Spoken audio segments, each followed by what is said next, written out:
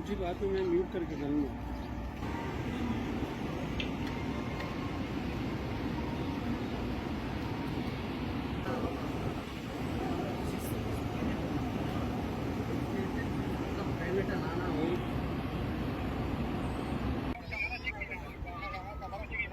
या गोय नंबर भी तान यहाँ मैसेज ही बसे लेना दो सेव कर।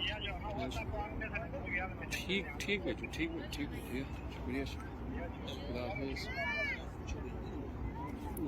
कल के लिए